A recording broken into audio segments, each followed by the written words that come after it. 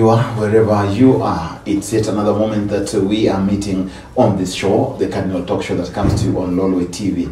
This show is a show that actually brings a lot of information that regards our politics, not only our politics, but politics around the world as well. And what we do every day is to make analysis. We sometimes even preempt where it's possible, or where not possible, we also tell how it's supposed to be done. Now, I sit here with people from different backgrounds, and the reason why we do this is to get different angles of stories. Today, as any other day, we are in this panel, and I'm blessed to be having two gentlemen here who are people of immense know-how in terms of politics. Some also have very good technical aspects of politics, and this is the very reason I'll invite them and give them an opportunity to introduce themselves ahead of every other thing. Meanwhile, I'm Nico Kelo. Welcome to the show, and on my right, the very newest face on this show would get the benefit to start the introduction. I believe Mheshimiwa, you also concur.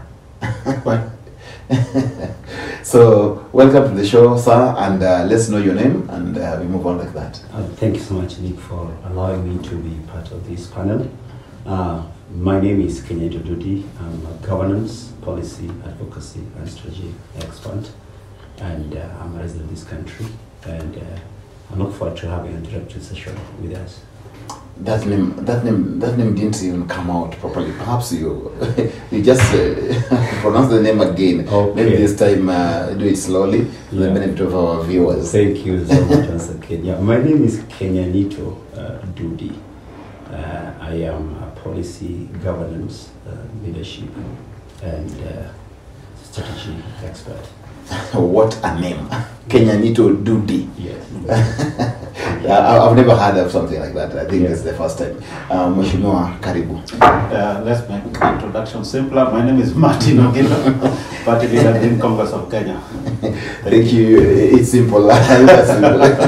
This end is so complicated. Okay, now, like it's been, we are just concluding a week that actually began on a high note in terms of party primaries. We saw coalition building from every end. We saw people coming together for what is called political discourse. Others have just decided not to go along. Some have remained midway. Some are soldiering on. And it is imperative to also exercise the fact that this is a political season, and there must be so many political tectonic movements, if I must say that, in our country. Most notably has been the formation of the alliances, signing of pre-election agreements, and parties have sprung. We have the PA, UPA, whatever it is, very many parties. Now, is it a manifestation that our democracy, our political party democracy is growing, or it's a political posturing and angling for people who want to contest in these elections? Let me start with a politician, because as a governance expert, perhaps you would give us another angle from political expert. And you are the leader of the Green Party. Is Green Party signing any of these very many myriad kind of agreements anywhere? Definitely, we are signing agreements, Nick. But I think there's been a lot of motion in our country in the past week. And we are yet to see more motion, because this is the season for motion, movements, and then counter movements. Yeah. I think they are going to take place in two phases. One, we will see political parties coming together to form coalitions, alliances, or coalition parties. We now have provision for coalition parties. So that will be the first movement, and that movement will be back and forth. Some people will go in this coalition, and then they find they're not comfortable, they will look for new home elsewhere, and this will continue until the deadline time. Then there is the second phase of motion. That is the motion of candidates. Candidates will also continue to run from this party to this party to this party to another party until the deadline time comes. I mean, the whole underlying fact of this motion is that people are looking for victory. the whole thing is victory. And you want to get a path that takes you to victory. One, as a political party, and two, as an individual contestant. So this is what is informing the motion that you're seeing in our country today. I think the Azimio team is leading the pack with heavyweights in it, and more parties are coming in. Yeah, true. But I've seen in the recent past that OCA is crystallizing and dissolving at the same time. Is it crystallization really, or it's? It is crystallizing and dissolving at the same time. It's deconsending, something like that. Yeah. I don't know. And so, I've also read in the social media about Kenya Kwanza attracting some political parties. So we are yet to see the last of these motions in terms of political party moving back and forth. But still, we are yet to see the last of motion among the candidates. Wow, well put. Indeed, it's a time for motions, and you know, when it happens like this, you would think that things are not even working, but sometimes, in the background, things are really working. Let me get to you, Kenyanito. In terms of observation, what you look into this politics and the way things are moving, the adjustments, the movements, and even counter movements that are there, what does it inform in terms of one, policy making, two, in terms of democracy growth? Thanks for it, Nick. Three things into perspective, because we are still a young, growing democracy. And we are in that season of electioneering. We are left around 5 months to the polls. And although you see this... Is it 5 or 6? 6. 6 thereabout. 5, 6. 5, 6 thereabout. Okay. And when you look at the reality of the policy and the formations, because everyone wants to get to power. That's why people form political parties. And the aim of each political party is to get power, and then after getting power, how do you use that power? So we are in that season where we are bound to get more of these, I agree. And the fundamental thing is that what is the driving policy in this country? We still don't have, per se, political parties in this country, because I still strongly believe that they don't have ideologies. But we've got election vehicles which are used for particular purposes of getting to power. Thereafter, it's abandoned. And which is okay for a growing democracy like ours. Looking at that in the perspective of where do we see ourselves in the next 2 months before the IBC calendar comes, there's going to be a lot of formations, alliances, coalitions, and at the end of the day, they'll be trying to undercut each other so that they know, each coalition will want to know what's happening in the next door before we unleash ours. So there's a lot of trying to play cards and keeping your card under the carpet so that you unleash it at the right time. So that is bound to happen in the next coming week or so, and we are yet to see the actual formation.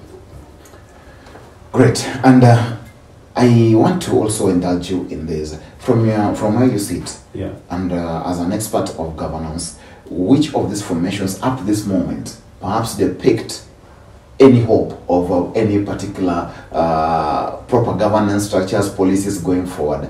Just maybe, I know because you're an expert, perhaps you have the advantage of viewing these things pre and after.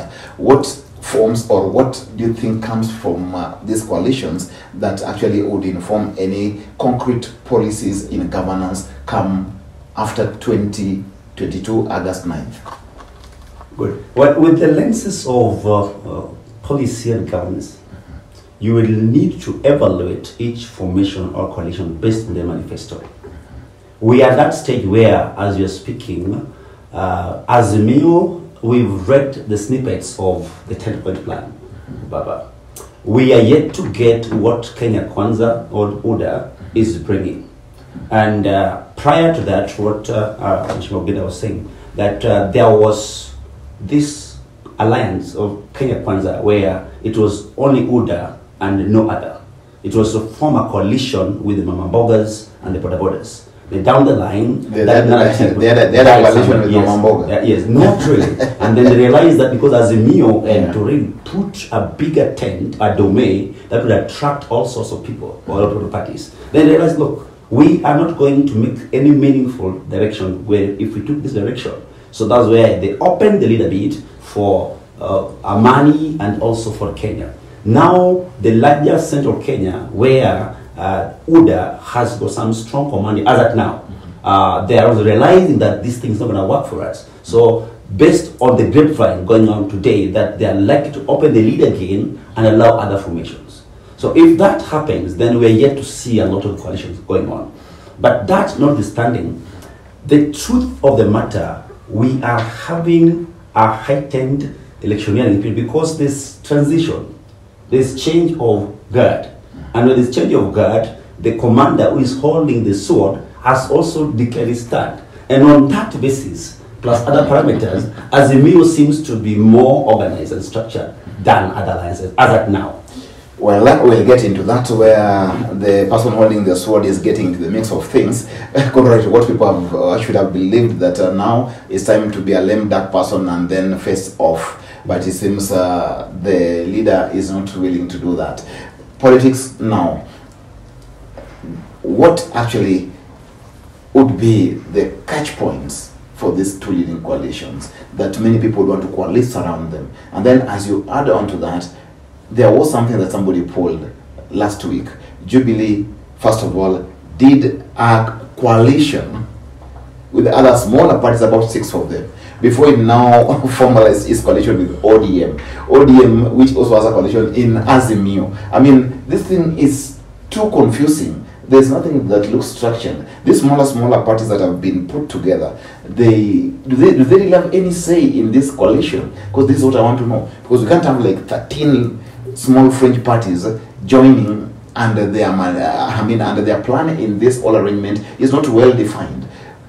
Is this just politics or what is it? Is this going to still to be Jubilee and ODM? Because this as a new thing seems to be a Jubilee ODM affair, nothing else. These very many small parties seem to be playing very fringe peripheral roles.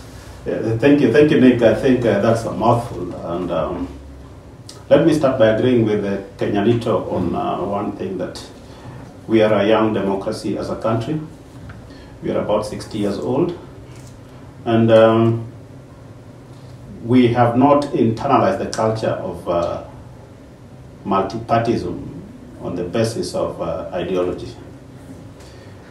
Of course, give it to Kenyans, we have done political parties that are ideologically grounded. I remember we had KANU, which was a nationalist party, was professing nationalism. I mean, that was a strong ideology to give Kenyans their identity. And KANU delivered. You believe? But we got our independence. Number two, okay, that's point maybe. we've seen with the advent of multi-party, we saw new parties come in. I think I remember significantly we had SDP, Social Democratic Party, which was a strongly grounded political party ideologically. Of course, yours truly is promoting the Green Congress of Kenya, a very strongly grounded political party. And I know there are Communist Party in Kenya, another strongly well-grounded ideological political party. So we have these things in our midst. But the problem is that our politics is personality-based, ethnic-based. So those emotional factors take the better part of Kenyans. And that's where we lose it. That we are pursuing individual, personal politics at the altar. We are sacrificing ideology at the altar of personality. So, and ethnicity. So you find that when it comes now to coalitions, the strategy is to work backwards. We want to capture power. How do we capture it? We need to assemble personalities then we need to assemble, and that is why you see there's that stock of the big five and the kingpins around the big five. So once you have those big five defined, and those are ethnic blocks, then you fish out personalities out of them. Then you put them together and then you form a coalition, then you're sure of getting power. So that is where we lose it, because we work backwards. But granted, every political party and every coalition that is formed in Kenya is seeking to do one thing, in theory, to serve the people of Kenya. You say in theory? In theory. Not practically? Not practically. So everybody would pronounce themselves into what they are going to do to Kenyans, but the big question is how? The test of the pudding is in the eating. What distinguishes whether a political party or a coalition is going to deliver is how it articulates its how. Is it logical? Is it convincing? Is it supported? But of course, we are so much in a hurry, we would not want to get into that debate. We want the easy debate. Who? We the voters or the leaders? Both. Both. Yes. If you get to an audience and you want to serve them the hard facts, if you don't distill that audience, they will just slip away from you. Allow me to vindicate on some point that Mr. Gida said about ideologies at the KANU stuff. Yeah, to a large extent, KANU was formed under a given ideology. And where is KANU today? Under 62 years also, where is KANU today? Because when we talk of political parties which are built on a ground, on a solid foundation of ideologies, that we know we are this. If you went to the UK, we've got Labours, we've got Tories.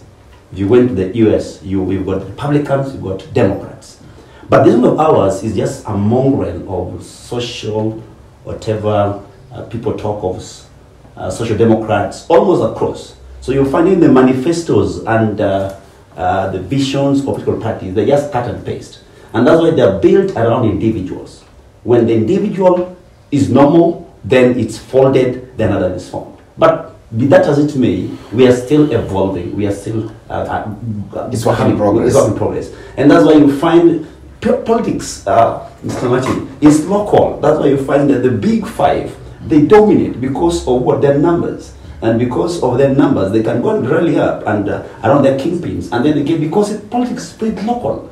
And when we'll be there as a nation, when we shall have grown into ideologies, we'll embrace that this party believes in this. This party believes, like this of green movement. We are looking for that day. I know there are young, small, upcoming political parties in Kenya which are built around ideologies. The challenge is what? The political socialization of it, because politics must be socialized. How people are socialized at the grassroots understand and embrace will determine our overall participation. Well, I think that's said for the coalitions and all that. Now, I want us to delve into a matter here. Talking about this coalition still to some little extent, Uhuru Kenyatta is actually the outgoing president. Is in office now for less than 6 months, if I must be precise. And we are seeing a rejuvenated Uhuru Kenyatta. You see, Uhuru Kenyatta who is now fired up like it's ever been. The only time he was this much fired was in 2017. We are seeing somebody who is now resurrecting his party, is becoming more bolder, is becoming more strong, and we expected that Uhuru Kenyatta by now would be looking somewhere at the balcony of his house and looking at which corner exactly he'll be pitching his retirement tent. But he doesn't seem to be thinking about that. He thinks that he'll be in this thing. And to make matters even worse, he's taken up the role of the chairperson for Azimio La Umoja. This is an outgoing president. What does it mean? What does it contain? Nick, that's a tough question. Mm-hmm. I think there is the best practice, and And Kenya has seen transition of 4 presidents. We saw the natural transition from the late President Kenyatta. I mean, and as Moi came in, President Moi came in, that was a smooth transition that we saw, but though it was natural. And I think we celebrated because of its smoothness and peacefulness, and it gave us continuity from the Kenyatta regime to Moi regime. And Mzee Jomo Kenyatta could not watch as Moi took over because he took his leave. And so we were lucky there. And then Moi, who saw the 2 worlds of politics in Kenya, the single party part of it and the multi-party part of it. I must give credit to the President Moi for having done a marvelous job on managing his transition. I think Moi met a very hostile Kenyan population in the run-up to the 2002 general election, when he came up with President Uhuru as his preferred candidate.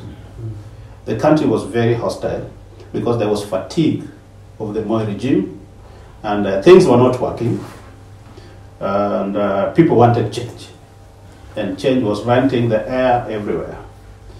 And Moi was magnanimous. When the verdict finally came, he tried his best to campaign for his candidate.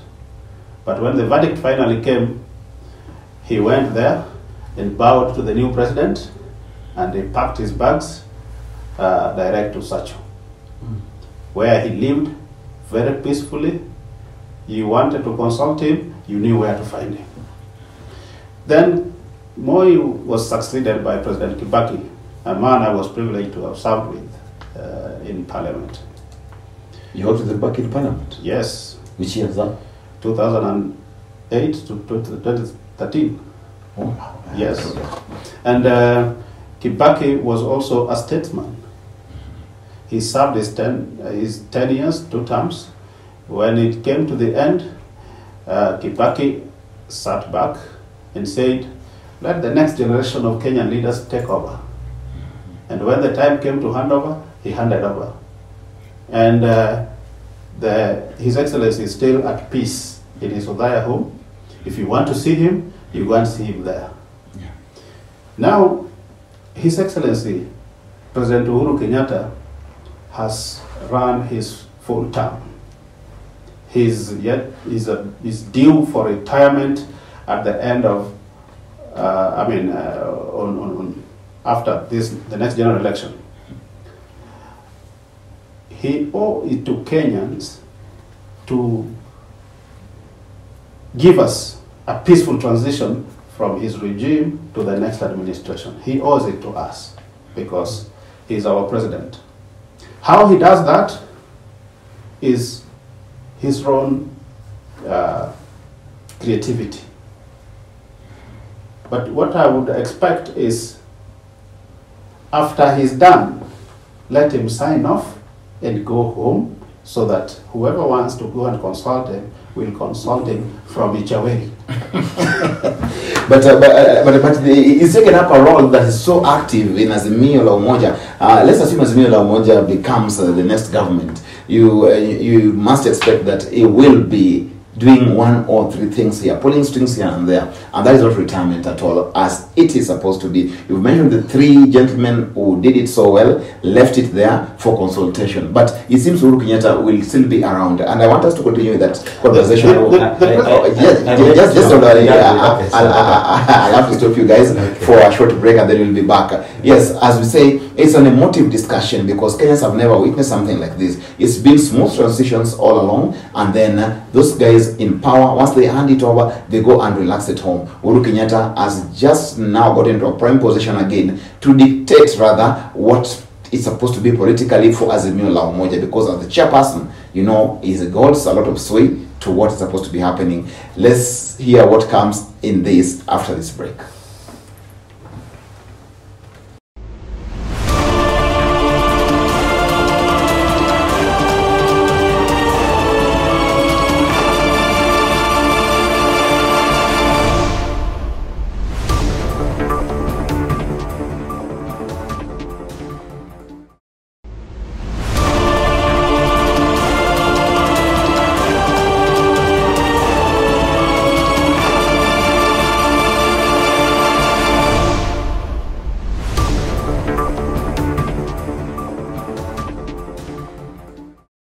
Welcome again. This is the second segment of this discussion. We just left it at a point where everybody wanted to give a rebuttal. Kenyatta wanted to give a rebut to what Wanshimo had just said. I don't know what you had in mind, because he's just spoken about very nice transition moments, and now we are at this point. But he feels again that Uhuru owes it to us to get a smooth transition into the next dispensation. But then he seems to have some different idea. Yeah, in leadership 101, we say that a good leader does not produce many followers, but produce more leaders. That's just not that. And every leader must start thinking and managing his succession right from day one in the office. Political interest aside, we've had 3 transitions in the past, and this forthcoming one will be unique to some extent, in that this is the only succession that is going to be done under the 2010 Constitution in full operationalization. And this is a situation whereby you got the current head of state who has suffered hemorrhage, sabotage from his second in command, whom he was joined with at the hip constitutionally, that he could not fire, the like.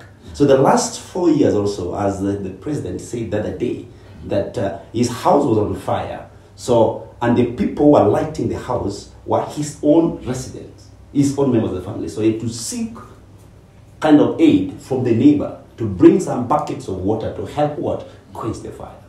And so this succession will not be like the previous 2 or 3 since independence. Why? Because there's a high stake, there's a sense of betrayal, there's a sense of ownership.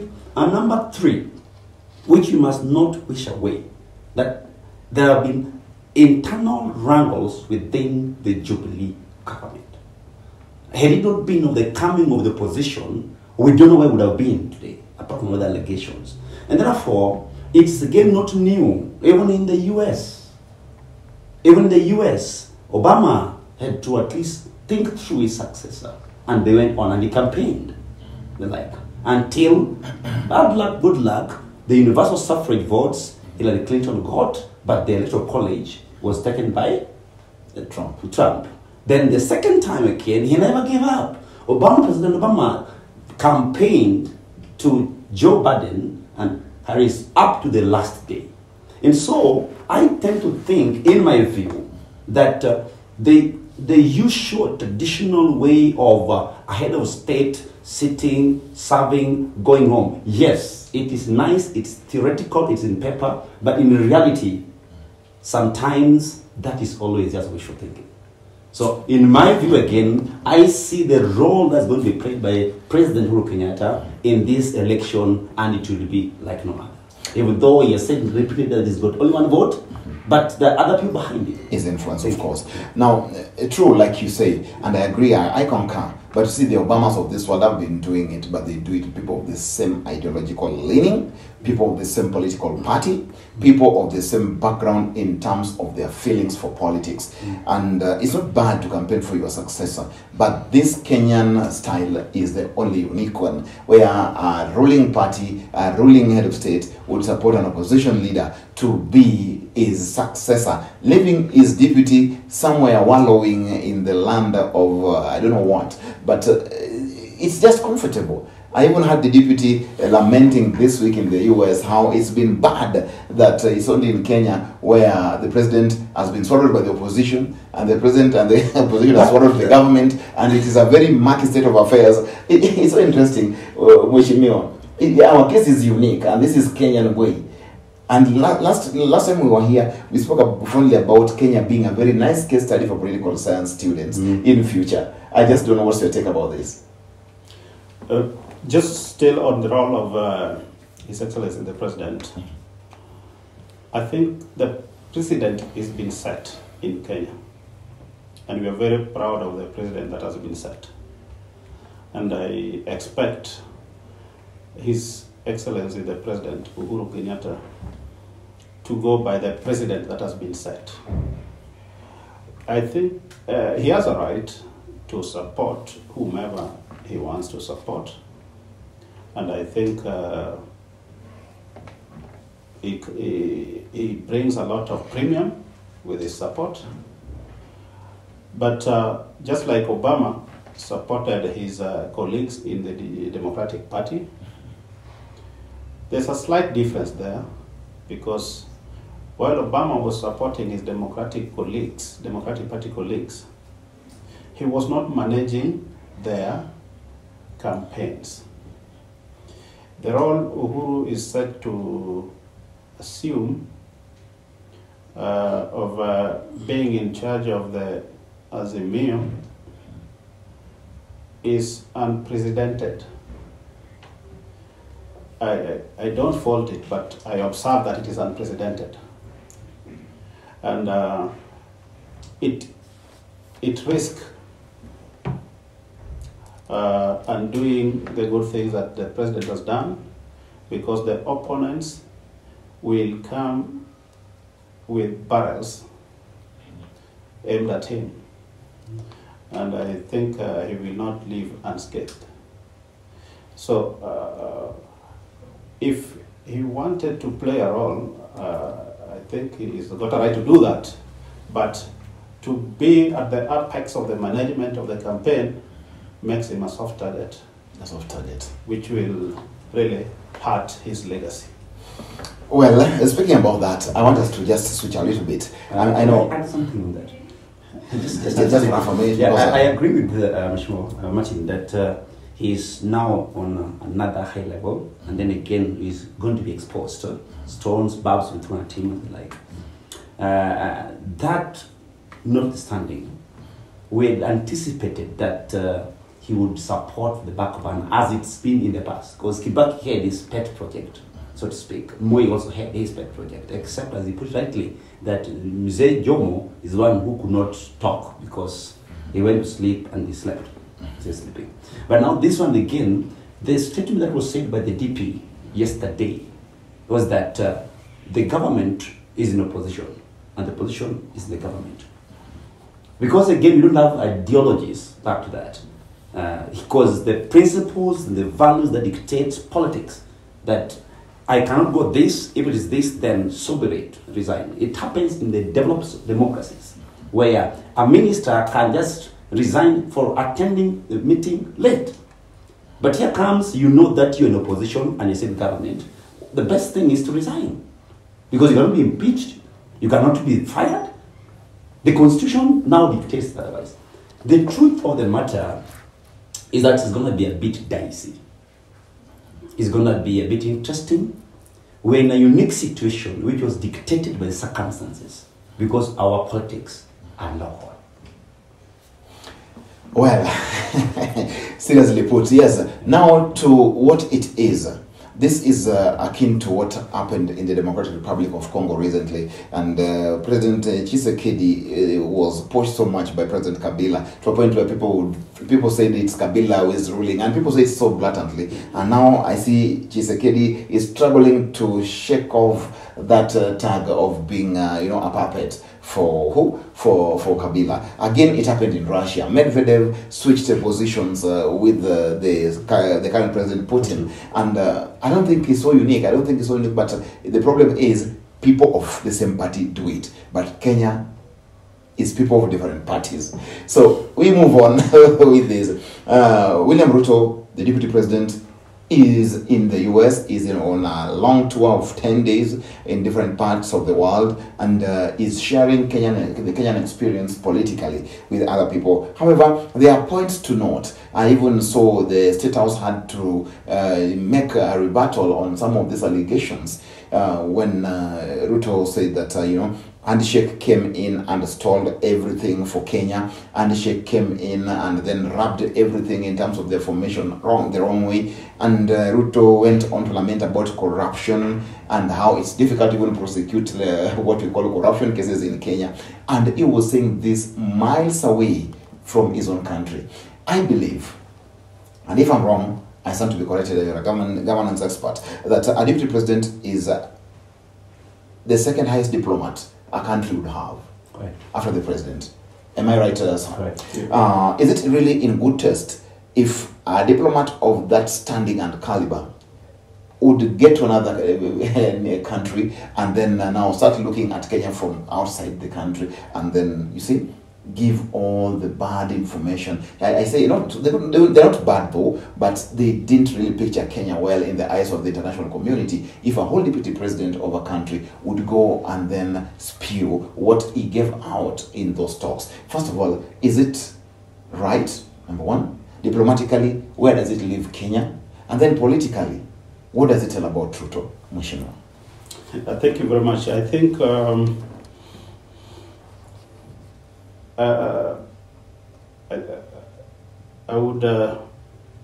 don't want to fault him for what he did. It's been done before. I know it will be done again. By a deputy president of a country? Sitting. Actually, a serving deputy president. First of all, you are a Kenyan. First and foremost, you are a Kenyan. Then you have responsibility in Kenya. The key thing here should be patriotism. How much love do you have for your country? And how much respect do you have for your institutions? I think what the deputy president did was not right by his position as the Deputy President of the Republic of Kenya. But it depicts failure in our institutions of governance. What he was lamenting about, there are institutions in Kenya that need to deal with those issues. The issue of budgeting is the preserve of parliament. And he needed just to make a point to the Kenyan parliament that a few things are not right. And I agree with him on that our budget is opaque and our budget needs to be It has to be cleansed. to be spotlighted. Some spotlight need to be shone on our budget so that people can see what truly is in it. This is why this budget is so big, yet it delivers nothing. So the right person to adjudicate over the budget is Parliament. Now, there are other things like the potentiality of rigging the election. The body charged with the responsibility of managing our election is the IEBC, which is an independent commission. If there are issues, then I think they need to be presented to IEBC. But everybody thinks that IEBC is helpless. And this is why Ruto already abrogated his deputy president role and assumed the role of opposition. And when he was in the US, when he's in the US, he feels an opposition leader than a deputy president. Deputy president. So that is where the mix-up comes in. So interesting. I mean, a very interesting moment. So yes, what do you think? You asked that is it in order for the sitting deputy president to go start washing dirty linen outside our borders? And my response is this, because this has been a marriage marred with a lot of violence, and at some point there was a bit of separation, and then people exchanged bedrooms. So the groom left the bedroom, went to the sitting room, visitor's room, and went to servant quarters. And the now the bride was in the store somewhere. Yes, and by and by, then they got in the process of getting a divorce. So the divorce came last week, but one or so, when it was publicly endorsed, during the Sagana tree and the like. And then realized, wow, this is the thing. So the best place to go is to hit with the belt, whilst outside the borders, which is not diplomatic. Diplomacy 101, that is failure. Number two, he did it because they are only awaiting the divorce certificate. So once you have separated in a marriage, then you can speak all the bad stuff that you used to enjoy. The sweet nothings become something else. And I think that's which is quite sad for a country of our caliber, which is significant in the global south.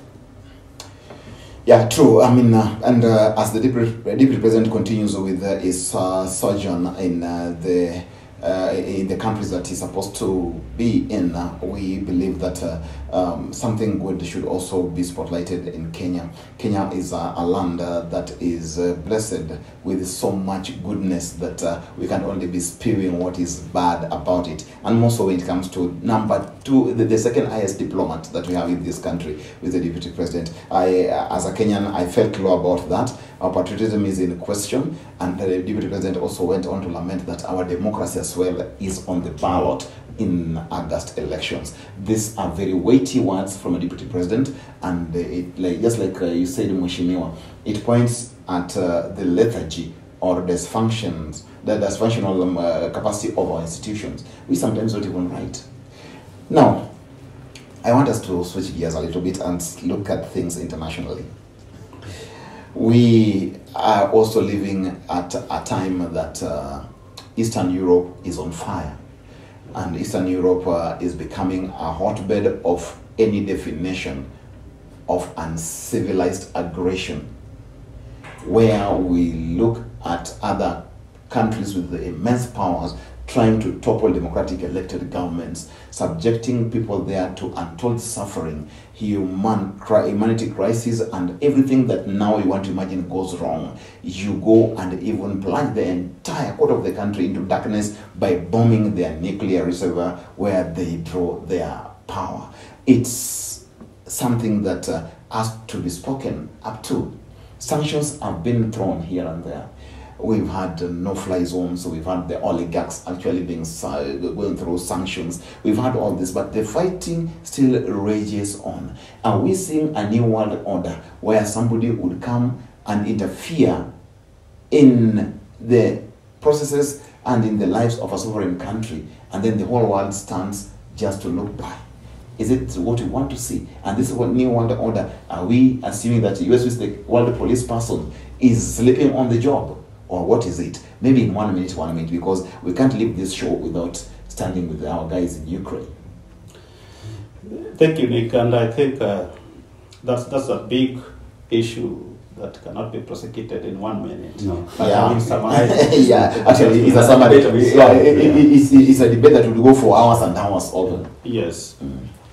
I want to start by saying that as the Green Congress Party of Kenya, one of our pillars is peace, non-violence. We believe in the peaceful resolution of issues.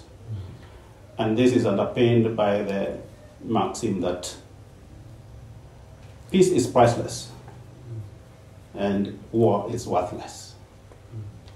You don't get anything from war, only destruction. But I will tell you something. All the wars that you see are business-driven. It is profit and business. But let's come to the true issue of Ukraine. You know that Ukraine was part of the former USSR. Yeah, until 1991. And when it broke away, it is sitting in a unique situation whereby the population of Ukraine is made up of Ukrainians and Russians. So to the western side are Russians, to the eastern side are, to the western side are Ukrainians, and to the eastern side are Russians. Which neighbor Russia? And that is number one. Number two, the expansionist tendencies of NATO is threatening Russia. So when NATO is soliciting the membership of Ukraine, then Russia is bound to feel threatened because you're bringing enemy next to the doorstep. So Russia considers NATO an enemy? Yes, of course it is. And so Russia is duty bound to defend itself. But in the process, it is war. I think it is a war that is not helping anybody, but it will go on anyway, because Russia cannot sit back when its sovereignty is threatened. And Ukraine is relying on support of Europe and America. And Ukraine also have a right to defend their sovereignty, and will rally support from everywhere who is willing to support them. Of course, where two bulls fight, it is the grass that suffers. So it is the citizens of Ukraine that are now suffering, and not really citizens, but the people who live in Ukraine. Some of them are citizens, some of them are not citizens. These are the people who are suffering. I've seen the shelling that is going there, and casualties are being reported every day. It's becoming bad now. So this is why I applaud EU, because within EU now, threat of wars would be easily addressed. But you see now Russia is outside EU, and outside NATO as well. And also outside NATO. And Ukraine is also outside EU and outside NATO. Now it wants to come in. So there's no one really placed to mediate between them. I wish they had a mediator that could sit between them. Well, in terms of policy and governance, we are looking at disruption of governance in Ukraine. We are also looking at the emotional appeal that worldwide it's coming. And now, first of all, there's no cause for there's no cause for war. But now, in terms of governance is interest sometimes, because you only govern where you have interest. Yeah.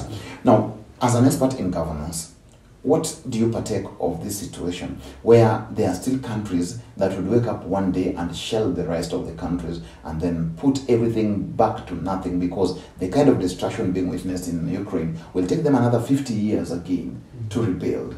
And it beats their economy, it beats their development, it hits their conscience so hard, and it leaves those people with some very sore and bitter feeling against Russia. It's unfortunate from where which Oginda started, that the solid word was proverb that when two bulls fight, it's the grass that suffers. And to quote Professor Ali Masdroy, he said that when two bulls make love, against the grass that suffers. And so the grass will suffer both in the love and in the fight of the two bulls. Bringing back to Ukraine, Russia, it's a deep-seated thing that draws back to around 17th, 18th century. So it's a historical thing that if we want to handle it right from maybe the time of Gorbachev, 1991, we are dealing with symptoms and forgetting the root cause. So it is something we cannot discuss in a minute or two, because number one, Ukraine is the second largest economy and the population after the former USSR broke into around 13 countries and stuff. And then again with the endowment of natural resources, talk of coal or oil, name it. And all these because of the past, because number one, you shouldn't forget, Nick, that Ukraine was a colony of Russia. And so that makes Russia feel entitled that this is our colony. They should dance to our tune. They should listen to us. Then again, when Ukraine, the eastern part of Ukraine was again by design and by plan, was made in a manner that actually during the reign of Catherine the Queen, she made a declaration that the Eastern Europe were to be colonized, and also this teaching was to be done in Russia. While the western part of Ukraine are more pro-Europeans. And so the problems around this, now, I agree to some extent that with the Ukraine willing to rejoin NATO causing a problem. But we look at this in the context of the geopolitics, resources and the like. At the end of the day, we need peace. Getting this peace is going to take a while, but I was impressed by yesterday night's meeting by the UN Security Council, where 141 countries voted against this thing, and then 5 abstained. Actually, 35 abstained, and 5 were for. And you can look at it. I was looking, watching, and saying, how are our African countries behaving? Because they want to sit on the fence. They must take a stand and make that stand be known. But we're praying for the negotiations that this comes to an end, but it's going to be better. Well, thank you so much. Africa. We can't afford to sit on the fence. We've got to take some steps. Even if AU can't bite, then individual countries should also show some compassion with the people of Ukraine. If not compassion, then show some concern with what is happening in Ukraine. We feel and believe that in a free world where democracy reigns today, in the 21st century, it is abhorrent of any country to go and do what is happening in Ukraine. Much as there could be very many deep-seated reasons, there isn't any bigger reason than finding peace to a people and a cause that makes people agree to disagree on a table. But taking firearms and tanks and then shelling a country, its infrastructure, and suffering that people are going through that is meted to them by this kind of fighting is very, very painful. We believe that a solution, and a lasting one, would be found so very fast, such that people of Ukraine and those people who are displaced and the world at large can resume what we've always enjoyed, which is peace. Gentlemen, thank you so much. Thank you so much for having found time. I know there's so much to speak about, and I know also there's also another day. You know, they say there's always next time. And if next time comes, if you're invited upon, please find the pleasure to come. We also appreciate your moments here. Always. Thank you very much, you viewer. Till we meet next week. It has been the Cardinal Talk Show.